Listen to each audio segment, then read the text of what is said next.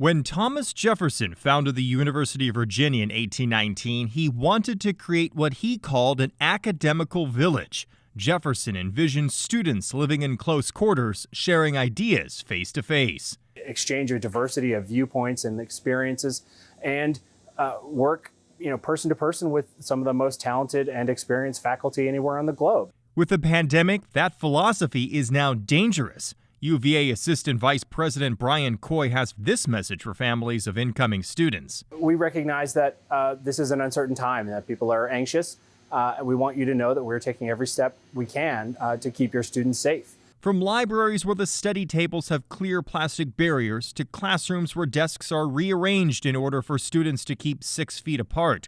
Touring UVA's Charlottesville campus gives a preview of what students can expect and the additional responsibilities thrust on them at what typically is a more carefree time of life. When a student comes back to this university to study in the fall, they're making an affirmative decision to follow the rules and norms that we have set forth to keep each other safe.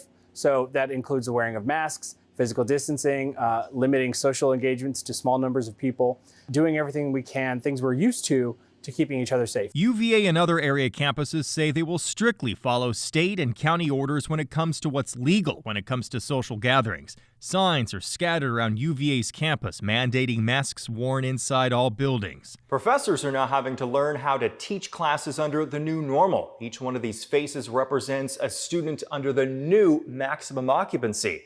Typically, this classroom would hold more than 100 students. Now it can hold just about 30. UVA's typical on-campus enrollment is 22,000 undergrad and postgrad students. University of Maryland College Park counts more than 41,000 students. Both campuses delayed in-person learning 2 weeks, now scheduled for the middle of September. And before move-in day, students will need to pass a COVID test and quarantine until getting a result.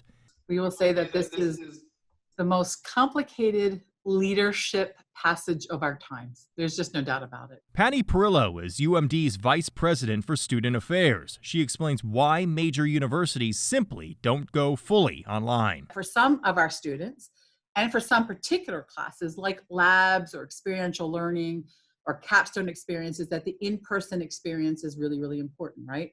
UMD will set apart students and faculty the same as UVA. It will also be doing its own contact tracing of those infected with COVID-19 and set up its own symptom reporting system. All faculty, all students, and staff every day have to fill out the symptom monitoring process. It's an app. It's online. This is a typical dorm room at UVA. Enough rooms are available here and at UMD, say officials, to give most students their own room.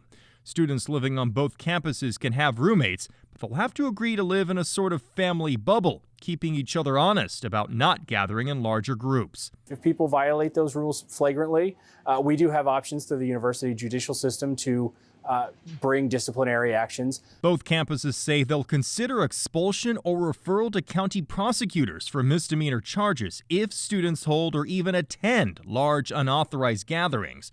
Universities once teeming with student life will be isolated, quiet, kept separate for the sake of everyone's health. It is a far cry from what Thomas Jefferson envisioned when he designed this academical village. But this campus and others in the area have been witnesses to centuries of history and pledge to create a new chapter for their students this coming semester.